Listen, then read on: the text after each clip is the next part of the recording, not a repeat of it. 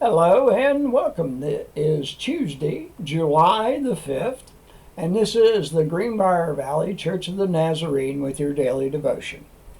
Today we continue to read in the book of Hebrews, chapter 9. Today we will read verses 19 through 28. Here's the word of the Lord. When Moses had proclaimed every command of the law to all the people, he took the blood of calves together with water, scarlet wool, and branches of hyssop, and sprinkled the scroll and all the people. He said, "This is the blood of the covenant which God has commanded you to keep."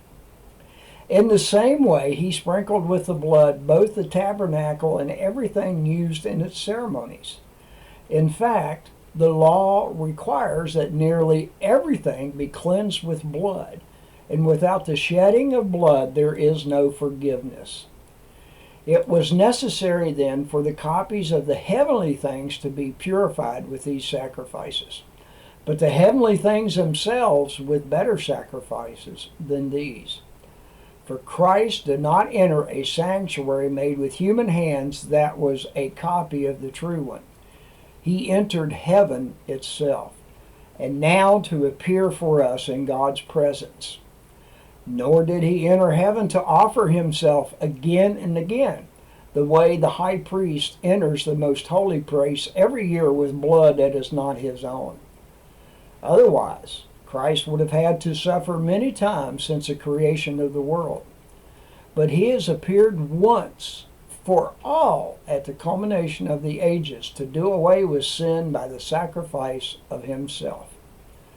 Just as people are destined to die once, and after that to face judgment, so Christ was sacrificed once to take away the sins of many, and he will appear a second time, not to bear sin, but to bring salvation to those who are waiting for him. And that is the word of the Lord. The article today is titled "The Complete Sacrifice" by Dwayne Brush. The immensity of Christ's sacrifice on Calvary begs every superlative. It has no equal. It can never be excelled. It encompasses all people for all time. His sacrifice is unrepeatable because it is complete. Nothing can or should be added to it. The circumstances of Jesus' sacrifice on the cross cannot be reproduced. God came in human flesh. He is the Lamb of God who takes away the sin of the world. That comes from the Gospel of John, chapter 1, verse 29. There will never be another like him, neither need there be. Unlike sacrifices offered under the Hebrew law, those repeated annually, monthly, weekly, even daily, Jesus' death for our sin on the cross dealt fully with our need, destroying not only sin's death penalty, but breaking sin's stubborn power over the human mind and will. For Christ did not enter a sanctuary made with human hands that was only a copy of the true one.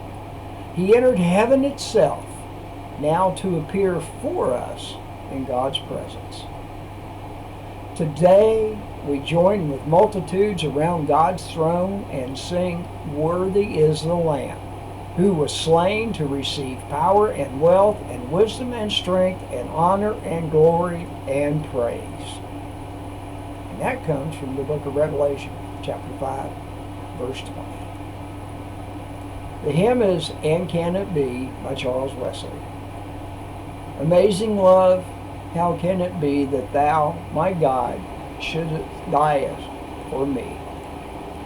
And from the book of Romans, chapter 8, verses 31 and 32. If God is for us, who can be against us?